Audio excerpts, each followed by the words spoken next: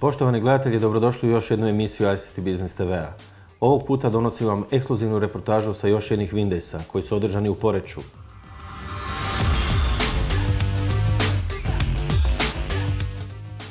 Konferencija Windays u Poreču pokazala smjer digitalne transformacije i razvoja tehnologije.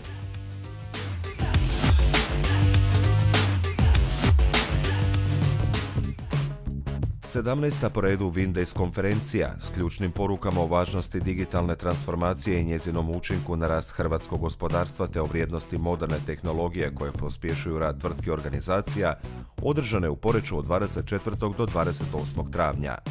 Ovogodišnju konferenciju, prepoznatu kao mjesto predstavljanja novih tehnologija i trendova, posjetilo je više od 1700 sudionika. Ta je brojka na razini prošlogodišnje konferencije, pri čemu je na ovogodišnjim Windaysima znatno porastao broj sudionika koji su sudjelovali na poslovnom i na tehnološkom dijelu konferencije, gdje je održano preko 150 zanimljivih predavanja i panela.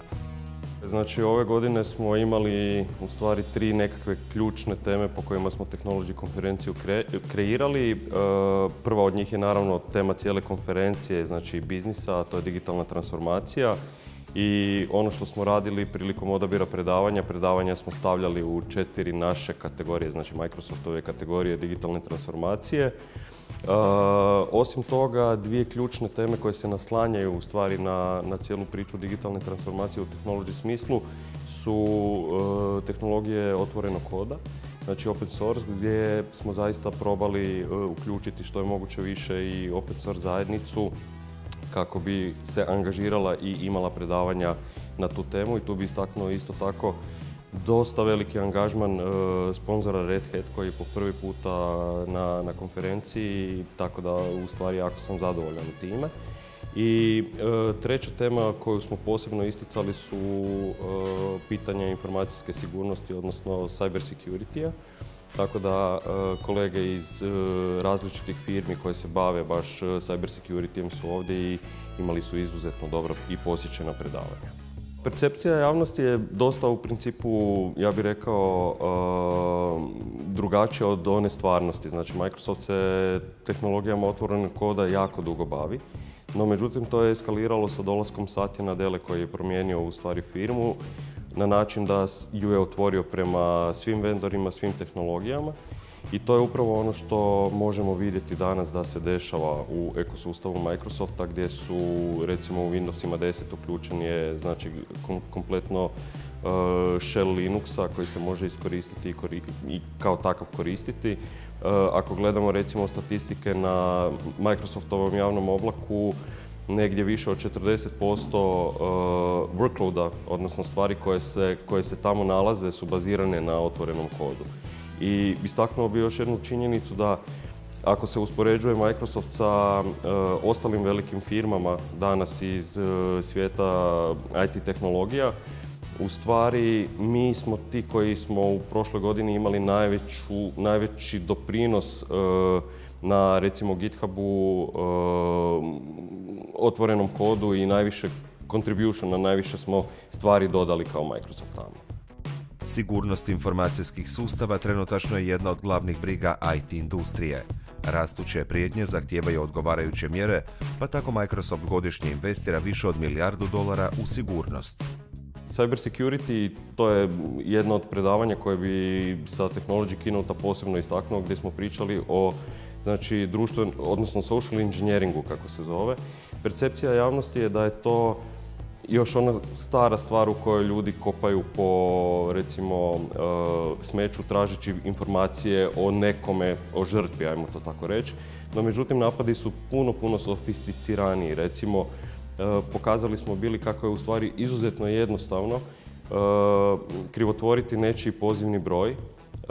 Na Technology Keynote-u je mene kolega Alen Delić nazvao sa svog mobitela, a prikazao mi se broj od mojeg kolege Marina Frankovića. Znači, to smo napravili doslovno u 5 minuta, on je sa svog mobilnog telefona krivotvorio broj Marina Frankovića i nazvao me. Znači, možemo zamisliti samo koje su mogućnosti ovdje. Evo, nalazimo se na otoku Sveti Nikola i jedna od situacija koja se može ovdje napraviti je, recimo, da meni zvoni poziv sa broja telefona recepcije hotela koji me traži da u stvari im ponovno kažem broj kreditne kartice zato što nešto nije dobro prošlo. A to je u stvari neki haker koji će na taj način preuzeti moje podatke.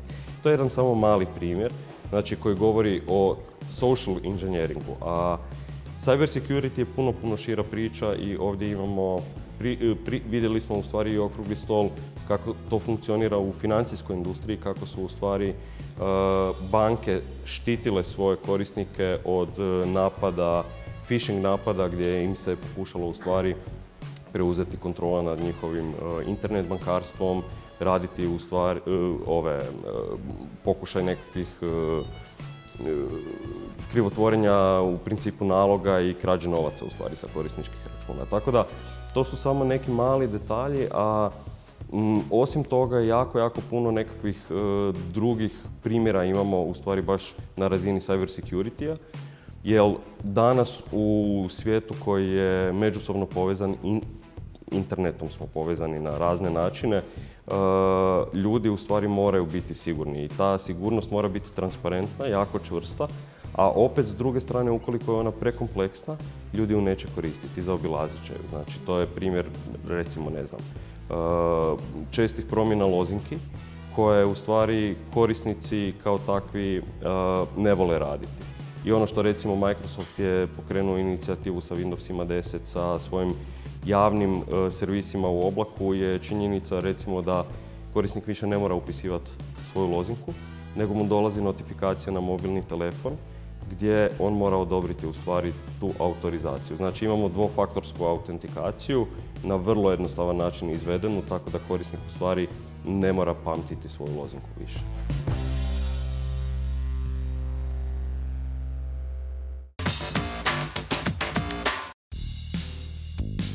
Miles Hilton Barber rođen je u Zimbabveu, a već kao 20-godišnjak je u potpunosti izgubio vid zbog nasljedne bolesti. No nije odustao od snova, nego je, unatoč hendikepu, u 50. godini života počeo rušiti niz svjetskih rekorda u podvizima koji iziskuju iznimnu fizičku i psihičku snagu. Čekao sam preko 50 godina kako bih ostvario sve ove pothvate, dok mi brat nije rekao, ograničenje je samo u tvojoj glavi. Tada sam shvatio da klasični stereotipi o životima slijepih ljudi nemaju uporište i da je najvažnije pokušati, a uspjeh će uslijediti, ispričao je Hilton Barber o svojim počecima. I think in my travels I've spoken now at nearly 1200 corporate events in 70 different countries. U svojim sam putovanjima razgovarao s više od 12.000 ljudi u kompanijama u više od 70 zemalja, a većina njih će kazati kako je balans poslovnog i privatnog života loš. Kako biste bili uspješan poduzetnik, morate biti u mogućnosti iskusiti stalne promjene.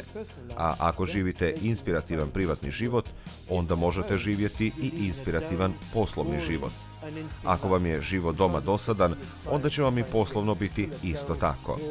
Ljudi misle da privatni život nema utjecaja na poslovni, a to je pogrešno, jer vi ste i dalje ista osoba.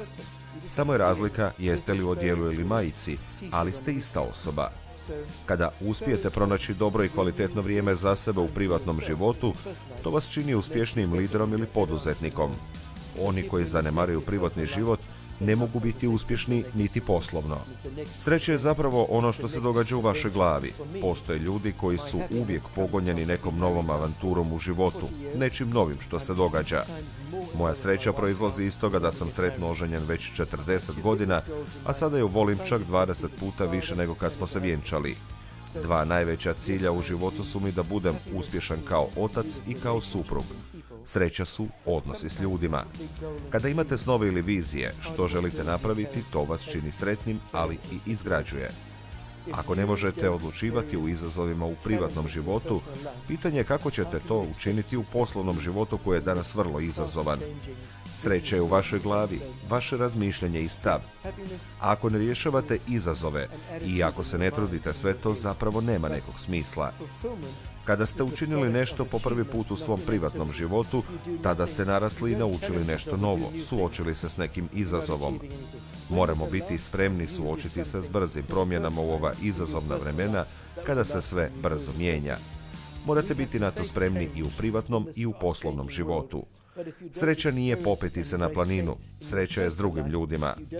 Ponekad vam to da se popnete na planinu daje bolji karakter, da budete bolji muž, otac, ali i bolji prema zaposlenicima u kompaniji. Sometimes climbing a mountain gives you better character to be a better husband or father to the people around you or your employees at work. On je na skijama prehodao 400 km od obale prema unutrašnjosti Antarktike te vukao za sobom sanjke. Želio je postati prvi slijepi čovjek koji je osvojio južni pol, no u tome su ga spriječile ozebline. Završio je maraton des Sables, najtežu utrku na svijetu, 250 km u 6 dana kroz Saharu. Zatim 11-dnevni ultramaraton kroz Kinu od pustinje Gobi do Kineskog zida, najhladniji maraton na zemlji, Sibirski ledeni maraton i još niz drugih pothvata. I spent 30 years in my life as a victim because I thought blindness would stop me fulfilling my dreams. Proveo sam čak 30 godina svog života misleći kako me moja sljepoća sprečava da ispunim svoje snove. Prekretnica je bio moj brat koji je također potpuno slijep, jedrio sam od Afrike do Australije. On je bio moja inspiracija. Još uvijek pokušavam otkriti tko je ta osoba koja živi u meni. Pogriješio sam i nisam uspio mnogo stvari u svom životu. Neuspjeh je dio svakodnevnog života. Ako ne pokušate napraviti nove stvari u životu bojeći se neuspjeha, to je vrlo žalosno. Postoji nešto gore od neuspjeha, a to je ne probati neke stvari u životu. Mnogi od nas mogu učiniti puno više nego što to možemo uopće zamisliti. Bojimo se neuspjeha, bojimo se što drugi misle o nama. Uspio sam u mnogo više stvari nego što sam imao neuspjeha, no na kraju svog života bit ću više zabrinut zbog toga što nisam probao napraviti, a ne zbog onoga što sam probao napraviti pa nisam uspio. Umrijet ćemo jednoga dana, kao što sam rekao na konferenciji, a važno je znati da imamo samo 2 života. Drugi život počinje kada shvatimo da imamo samo jedan život. Želim vam reći da što god poželite napraviti u svom životu, bilo da je riječ o privatnom ili poslovnom, napravite to. Prestanite stvarati isprike. Ne onemogućuju vas u ispunjenju ciljeva stvari iz vaše okoline, gospodarstvo, Brexit ili nešto slično, jer sve ono što vas ograničava je u vašoj glavi i to morate promijeniti. Najveće bojno polje na svijetu je u vašoj glavi. I oni koji kažu da mogu i oni koji kažu da ne mogu, i jedni i drugi su u pravu. Jedini limiti koje imate su one koje sami stvorite i prihvatite. Izađite van. The only limits in your life are the ones you accept yourself. Get out there.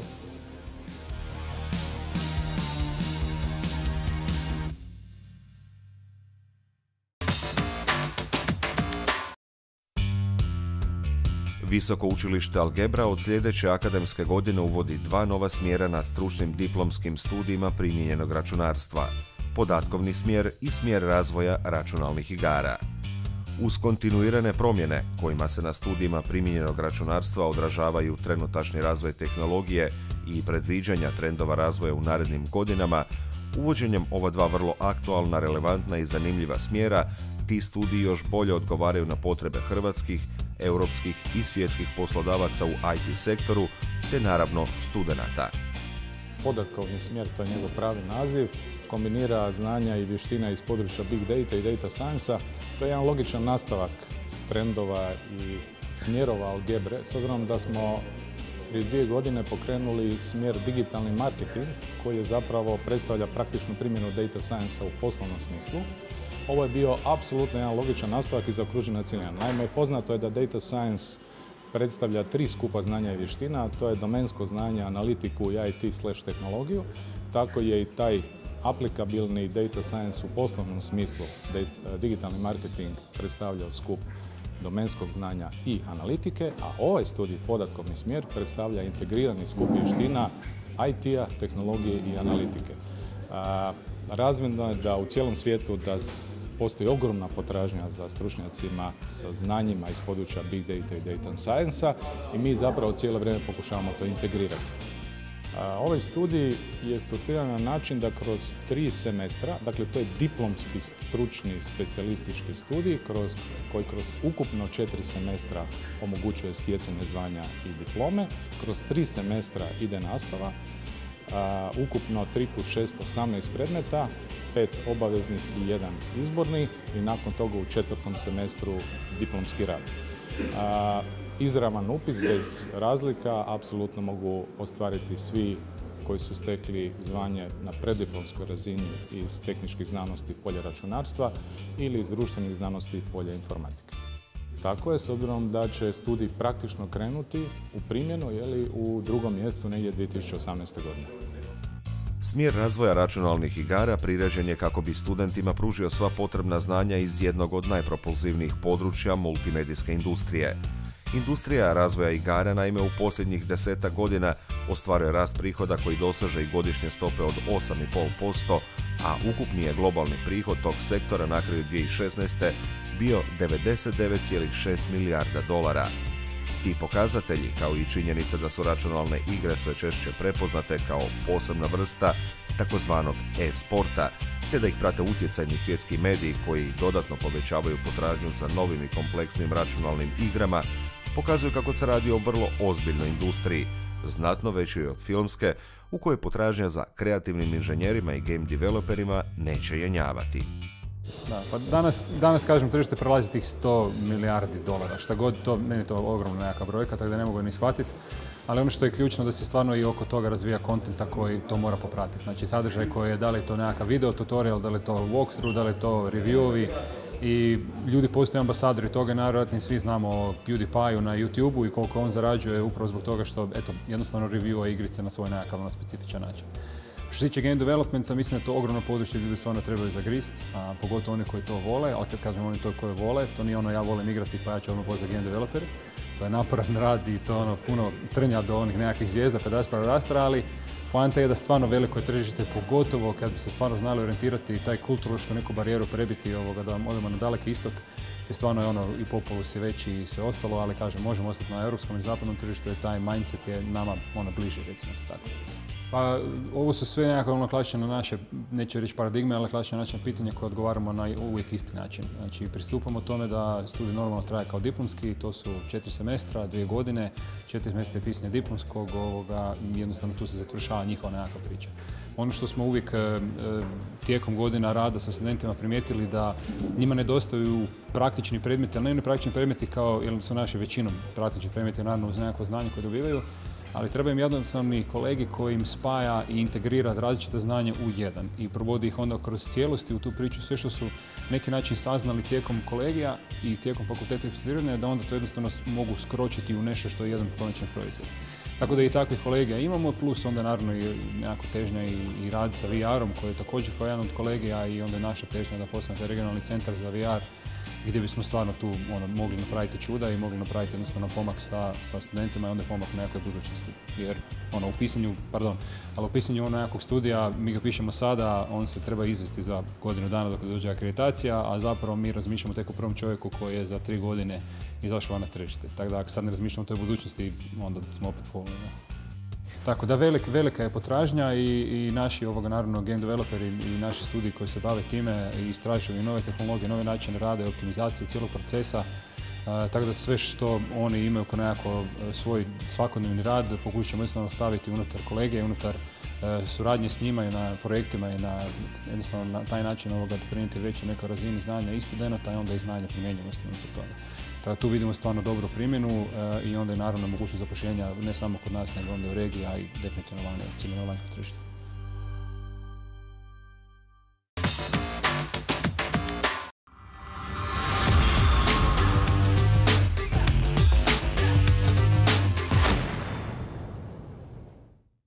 Ostvari svoje kreativne vizije i oblikuj digitalnu budućnost. Studij multimedijskog računarstva je kao stvoren za tebe. Prijavi se odmah na www.multimedia.hr i osvoji fenomenalnu stipendiju.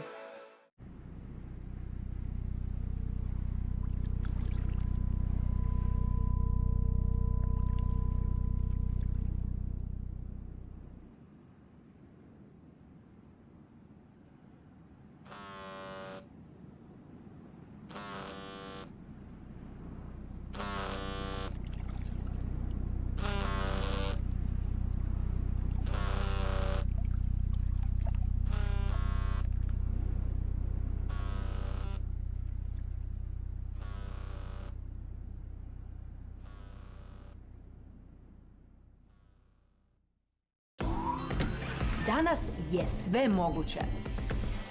Jer svi živimo online i zajedno stvaramo digitalnu budućnost. Dođi u Visoko učilište Algebre i pridruži nam se na studiju digitalnog marketinga. Ovo je tvoje vrijeme i ovo je tvoj studij. Isprekidane i spore veze, stvar su prošlosti. Svaki trenutak može biti ključan. Potreban je netko tko razmišlja o velikim, ali i malim tvrtkama. Netko tko jamči vrhunsku optičku tehnologiju, najnapredniju fiksnu telefoniju, besprijekoran prijenos podataka, neusporedivu brzinu interneta i najmodernije cloud usluge. Potreban je netko tko je kvalitetniji, fleksibilniji i brži. Metronet, telekom za vašu tvrtku. Već 10 godina s vama.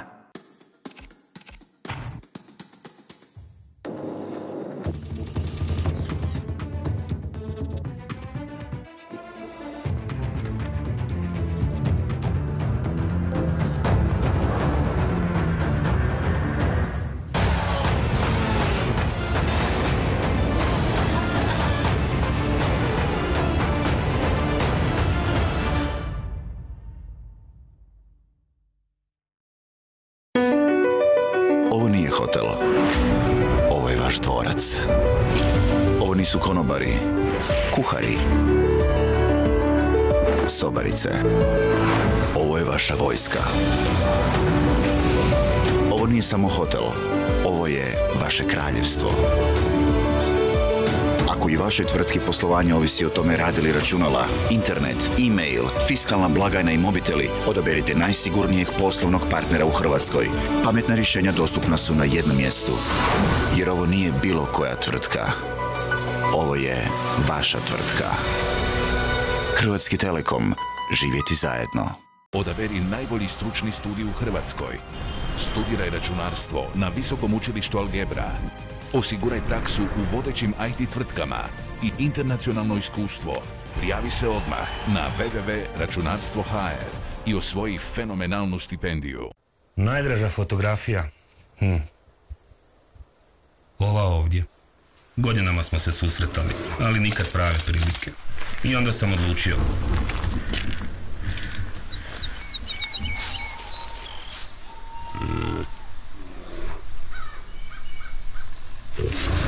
Dva sam ga dana pratio. Cijelu noć proveo pod nebom usred ničega.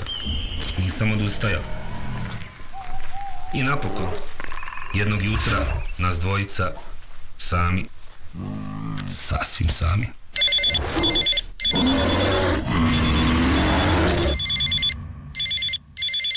Savršen signal i kad se najmanje nadate. Zagrli život. VIP.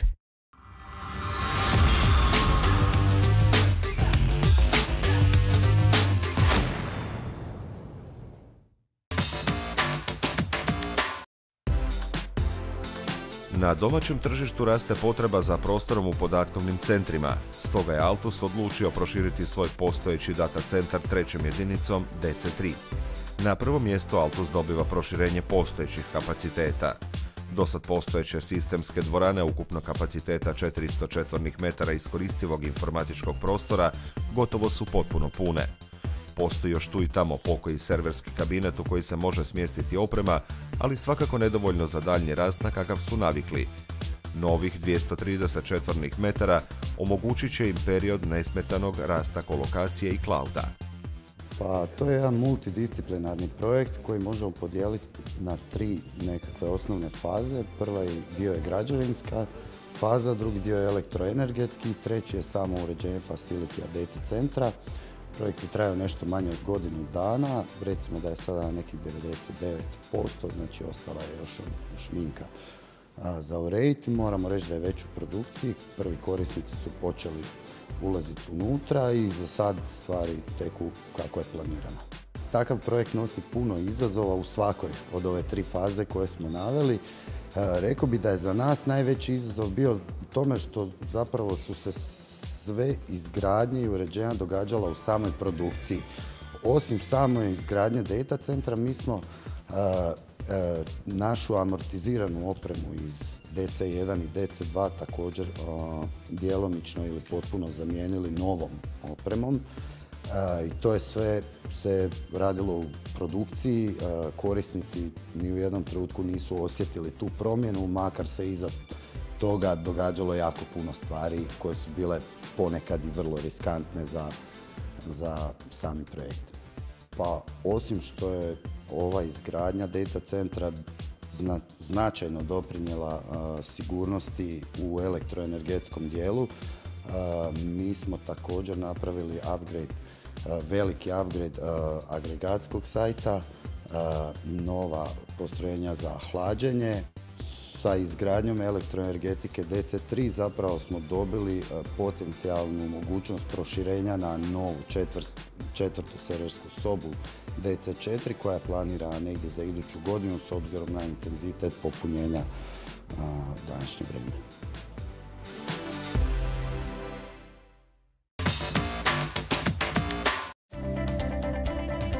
Tvrtke koje su se upustile u digitalnu transformaciju bilježe čak $100 milijuna operativne dobiti više od ostalih, a prema istraživanjima Svjetskog ekonomskog foruma, društveni potencijal digitalne transformacije je ogroman te iznosi $100 trilijuna. Na konferenciji se moglo čuti o brojnim domaćim primjerima tvrtki koje prolaze kroz digitalnu transformaciju, kroz razvoj softvera za poljoprivrednike koji pomažu upravljati podacima i svakodnevnim operacijama, online tržnicu, aplikaciju koja pokazuje kako vremenski uvjeti utječu na prodaju proizvoda, nove načine internetskog i mobilnog bankarstva te dvostranu komunikaciju s korisnicima. Danas je zapravo sve u podacima, na čemu je bio naglasak baš upravo danas na konferenciji.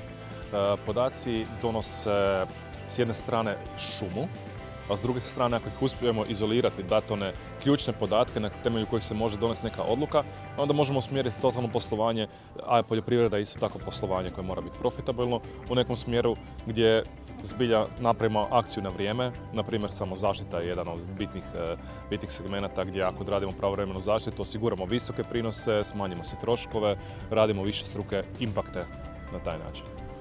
Pa mi vidimo zapravo na dvije strane.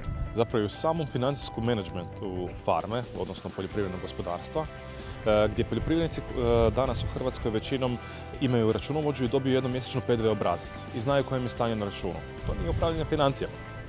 I ono što mi vidimo da tehnologije mogu pomoći na vrlo jednostavan način dati im strukturu gdje oni jednostavno registriraju svoje sve račune, ali dobivaju konkretne informacije zapravo strukturu troškova, cijele proizvodnje na temelju financijskih podataka i taj način. Znači prva razina je uopće saznat koliko košta njih do kraja pojedina sorta, da bi mogli zapravo znati po kojoj cijeni oni smiju prodati tu sortu. Prošla je godina za Agrivi bila iznimno uspješna, kao tvrtka rasli su u svim smjerovima. Broj zaposlenih povećan je s 8 na 17.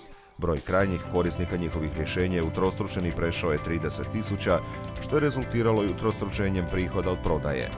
Osigurali su investiciju SCV-a u visini od €1 milijuna kojim služi kao poluga za daljnji razvoj i ekspanziju. Svi globalni industrijski izvještaji su ih uvrstili među vodeće globalne lidere u farm management softverskoj industriji. To im je sve omogućilo potpis nekoliko bitnih dugoročnih ugovora za veće projekte koji im jamče određenu stabilnost poslovanja, ističe Žulj i dodaje da je njihov softver namijenjen za male poljoprivrednike, ali i za najveće kompanije iz tog sektora. Da, imamo jako puno njih. Znači mi konkretno imamo na svjetskoj razini 35.000 poljoprivrednika od kojih je najveći broj zapravo takvih. Tako da jako puno njih može profitirati. Na taj način, znači naš najmanji poljoprivrednik koji redovno koristi ima pola hektara u Africi. Kod nas imamo jako puno poljoprivrednika koji su znači obiteljski, koji imaju 2, 3, 4 hektara voćnjaka od kojih se zapravo lijepo živi kao obitelj na jedan način, ali ako pametno upravljaju zapravo sa svime što imaju. Tako da mislim da veličina više bitno koliko neko profesionalno se želi baviti poljoprivredom, koliko je to samo hobi.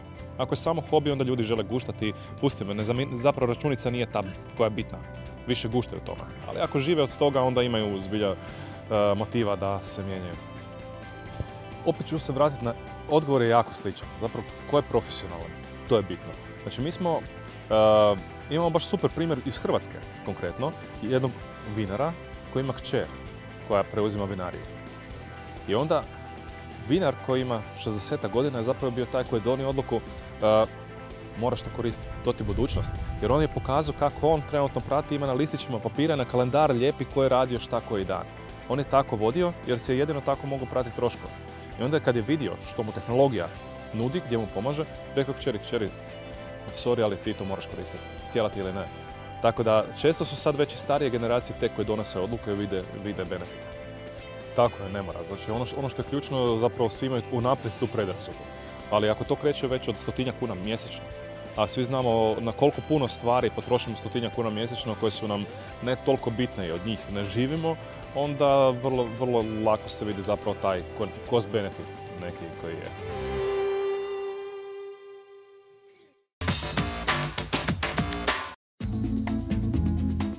eSIM predstavlja evoluciju u SIM tehnologiji putem koje telekom operatori pružaju svoju uslugu korisnicima, a zamijenit će korištenje fizičkih kartica u mobilnim uređajima i omogućiti samostalnu povezivost uređajima koji je do sad nisu imali i to uz pomoć čipa koji će podržati eSIM uslugu. U najnovijim generacijama mobilnih uređaja fizičku SIM karticu zamijenit će chipset koji će podržavati uslugu eSIM, a koji će omogućiti podešavanje postavki za priključke pojedinačnih korisnika preuzimanjem eSIM profila na uređaje. eSIM je novi standard koji je uveo Hrvatski Telekom. Znači, mi smo prvi unutar Deutsche Telekom grupe koji smo uveli eSIM i jedan od prvih operatera u Europi koji može ponuditi eSIM funkcionalnost svojim korisnicima. Znači, eSIM u stvari odvaja funkcionalnost pristupa mreži od fizičke kartice. Uređaj sa eSIM-om znači, više neće imati utore za fizičku karticu, nego će eSIM profil za pristup mreži preuzimati putem interneta. Konkretnije za korisnika to znači da će doći na naše prodajno mjesto, znači na prodajna mjesta Hrvatskog Telekoma ili online kanale. Dobit će QR kod koji će skenirati sa svojim uređajem i preuzeti će eSIM profil na svoj uređaj i tako će mu biti omogućen pristup mreži i korištenje njegove pretplate. Znači, Hrvatski Telekom je omogućio eSIM za privatne i poslovne pretplatnike. Trenutno u ovoj fazi i prvi uređaj koji će se naći u ponudi je Huawei pametni sat koji očekujemo krajem svibnja ili početkom lipnja. eSIM je novi standard koji je globalna udruga GSMA potvrdila tek krajem prošle godine. Taj standard predstavlja važan napredak u tehnologiji pružanja telekom usluga i usko je povezan s razvojem usluga u domeni interneta stvari, usluga za razne nosive uređaje poput pametnih satova ili narukvica te pametnih vozila, što će biti fokus Hrvatskog Telekoma u bliskoj budućnosti. U sljedeće 2 godine očekuje se da će broj uređaja po korisniku porasti na preko 4, a eSIM tehnologija omogućit će lakšu povezivost na više uređaja. Neka predviđanja su da će korisnici do 2020. imati do 6 povezanih uređaja koji uključuju pametni sat, smartphone, tablet, laptop, bicikl. Tako da u principu pametni sat je idealan uređaj za upotrebu eSIM-a zato što može biti tanji jer nije potrebno unutra stavljati utore za fizičku SIM karticu. Što se tiče sigurnosti, ovako, eSIM rješenje je razvijeno u suradnji sa Deutsche Telekomom prema GSMA standardu. Znači, sve je standardizirano i napravljeni su certifikati kako na samim uređajima koji podržavaju eSIM, konkretno je prvi sat Huawei prolazi kroz proces certifikacije, tako je i rješenje eSIM koje smo mi implementirali i standardizirano od GSMA. Što se tiče sigurnosti, znači sve u principu ostaje kao što je trenutno sa fizičkom karticom. Ukoliko korisnik izgubi uređaj, on može javiti svom operateru da se njegov eSIM profil blokira, znači da mu neko ne bi napravio neočekivane troškove.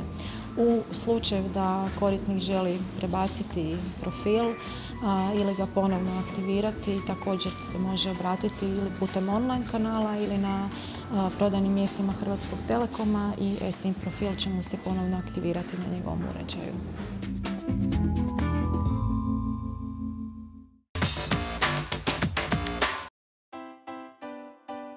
Digitalna transformacija utječe na budućnost i konkurentnost svake tvrtke ili javne ustanove, te je danas sve više prihvaćena kao nužna promjena. Tako je nedavno globalno istraživanje direktora kompanija koje je provela tvrtka PwC pokazala da 86% lidera smatra digitalnu transformaciju pokretačem poslovanja i top prioritetom. Također, prema istraživanjima MIT-a, pokazalo se da su tvrtke koje su prihvatile digitalne promjene danas 26% profitabilnije. Zavod za statistiku je u principu IT firma. Vrlo pojednostavljeno jer se bavimo informacijama i naravno u današnjem svijetu moramo primjenjivati tehnologiju da bi ih obradili.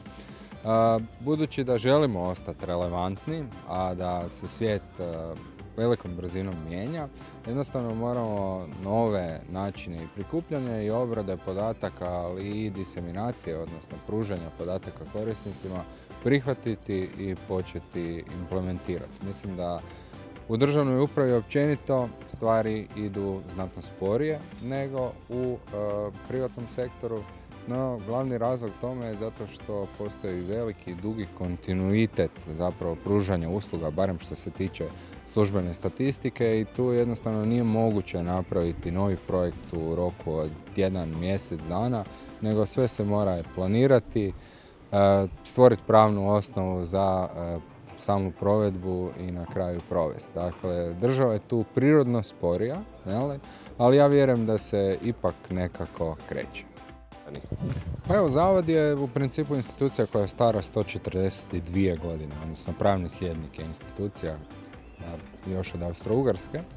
I prva prava digitalna transformacija je bila u 80-ima kad smo uveli prvu relacijsku bazu podataka. Onda smo malo zaostajali i negdje 2004. je napravljen plan da se razvije rješenje koje će zapravo biti puno malih povezanih kockica, jer nam je to bio prirodni način s obzirom na EU projektno financiranje. Od tad je stvarno puno toga napravljeno, iako se to možda ne vidi na našoj web stranici, ali imamo vrlo moderne sustave obrade u kojima nema više pisanja projektnih zahtjeva, nego je sve bazirano na metapodacima i postoji sustav koji generira sama istraživanja i povezuje sve faze zajedno, i tako da se informatičari bave razvojem, a ne samim proizvodnjom, a statističari se bave proizvodnjom. To je prvi ključan dio kako smo oslobodili resurse, uspjeli smo čak se riješiti mainframe-a i preći na client-server platformu. Uspjeli smo osnažiti zaposlenike na način da druge stvari radi. Nove proizvode također proizvodimo, podatke omogućujemo da se pretražuju na nove načine i komuniciramo sa korisnicima pomoću društvenih mreža. Evo, pozivam i ovom prilikom sve da koji još to ne rade da prate Državni zavod za statistiku na Facebooku, na Twitteru, a čak i na LinkedInu, ali u manjoj mjeri. Promjene nikada nisu jednostavne, a naša je kolektivna odgovornost koristiti najbolja rješenja današnjice u poslovanju i opskrbiti nove generacije vještinama koje će stvoriti europsku i hrvatsku digitalnu transformaciju i bolju budućnost. Ključ u tome su ljudi. Digitalna transformacija nije utjecala negativno. Dakle, digitalnu transformaciju smo iskoristili kao alat da u razdoblju ograničenih resursa, zapravo smanjivanjem budžeta, da pokušamo neke stvari popraviti, ipak zadovoljiti povećane potrebe, jer ipak je potrebe za statistikom su drastično narasle od pristupanja Hrvatske Europskoj uniji, jer moramo sve iste standarde primjenjivati koji Njemačka, sva ista istraživanja provoditi, ali i dalje je relativno velik problem nedostatak kadrova koji zapravo sad smo se suočili sa situacijom da nam ključni stručnjaci, IT-evci, odlaze u mirovinu. Jel? I tu neće biti dovoljno zaposliti jednu osobu za dvije koje odu, nego vjerojatno upravo suprotno. Kad jedan stručnjak sa 40 godina iskustva u IT-u ode, treba barem 2 nova da ga zamijeni.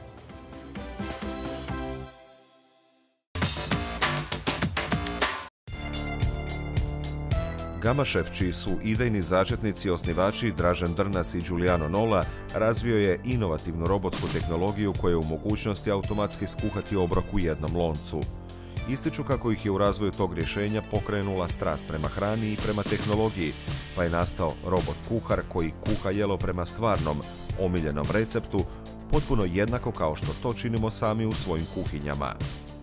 Pa u biti ovo je GamaChef, to je stroj koji je u stanju skuhati bilo koje jelo iz jednog lonca, a da pritom vi ne morate znati niti kako ispeći jaje. Znači on koristi digitalni recept da bi vam pripremio ukusno jelo od svježih namirnica po digitalnom receptu. Dobro, uvijek ovisi jelo o kvaliteti namirnica. U biti izvorno jelo i recept je nastao na način da je neko ko zna kuhati jednom skuhao to na GamaChefu.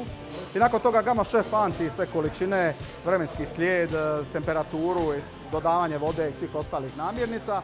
I ako imate istu kvalitetu namirnica, dobit ćete isti rezultat. Ako imate lošije namirnice, naravno da ćete dobiti lošiji rezultat. Ali ideja je da namirnice kupujete od nas, odnosno od Podravke, koji će doći već u gotovim kontejnerima koji direktno fitaju u GamaChef.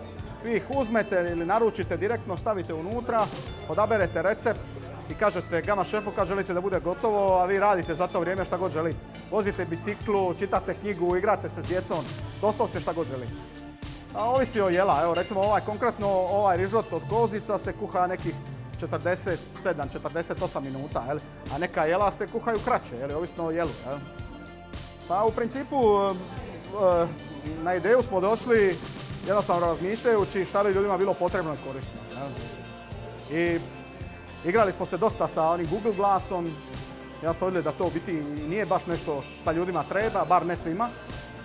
I onda je Dražen, moj partner, došao na ideju da kaže evo bilo bi korisno recimo da me popodne kad dođem kući sačeka obrok svježe skuhan od svježih namirnica. Jer smo rekli zašto ne. I u tom trenutku smo imali nešto viška vremena i novca, krenuli smo se više iz igre, iz hobija, iz izazova, da vidimo možemo li mi to napraviti. I onda kad smo vidjeli u biti da je, kad smo probali prvo jelo, kako smo poduzetnici, onda smo od toga odlučili napraviti biznis. A točno, znači Podravka je, za razliku od mnogih korporacija, otvorena dosta prema startupima. Čak sam se ja iznenadio jer ja sam isto ranije karijeru svoju započeo u jednoj korporaciji i znam kako je problematično i kako oni gledaju na startupe. Međutim, nas je ugodno iznenadilo način kako je Podravka otvorena prema novim idejama, prema stvarima koje će uistinu mogu promijeniti tržište. Podravka je u biti tu prepoznala svoju priliku da napravi jedan disruptivan proizvod koji će u biti napraviti revoluciju u kućanstvu. Podravka u skladu s vlastitom inovacijskom strategijom i strategijom rasta kontinuirano istražuje mogućnosti suradnje sa startupima. Budućnost pripremanja i konzumiranja hrane globalni je izazov, a GamaChef je upravo u tom segmentu ponudio inovaciju i disrupciju, što je Podravka prepoznala i strateški podržala. Kompanija je uložila u projekt GamaChef, te je uključena u razvoj jednokratnih spremnika hrane i sastojaka za pripremu jela u GamaChefu. Uz jasnu viziju i nastojanje da bude predvodnik trendova u segmentu inovacija u prehrambenoj industriji, Podravka stalno istražuje mogućnosti i preuzima odgovornost za izbor i implementaciju potencijalnih novih poslovnih modela. Pa razlika je za početak velika, ne mora voditi računa o tome hoće li izgori ili neće izgori, jer stroj kad upališ on po svojim zadacima i postupcima i koracima sve radi sam miješa, sam dodaje, a ja moram sad za tečan i čuvat to. Pa ja ću možda mnoge razočarati i svoje kolege među njima, a to je da razlike praktički nema. Znači ono što je potrebno je pratiti namirnice koje koristim ja kad pripremam na klasičan način. Sve te namirnice stavimo kod robota ili stroja ili kućanskog aparata, kako god će se to u budućnosti zvati. I on kuha jednako kao i ja. Vrlo jednostavno, stvarno jedna velika prednost za sve one koji nemaju dovoljno vremena, a svi cijelo vrijeme govorimo o tome kako trčimo za vremenom, kako trčimo za slobodom ili tim trenucima da se posvetimo sebi, obitelji ili nekome. Evo, Gama Šefić im to sve omogući koji su u potrazi za tim. Pa ja mislim da to se u bliskoj budućnosti neće dogoditi. Ovo je ipak jedan, za mene, već smo razgovarali Dražen i ja i Nola o tome, da je ovo ipak jedan kućanski aparat, izvrstan, fantastičan, koji će pripomoći svima u kućanstvu. Restorani, hoteli, bilo kakve ugostiteljski objekti, mislim da će nikad nećemo zamijeniti ljudski faktor. Nikad i s ničim.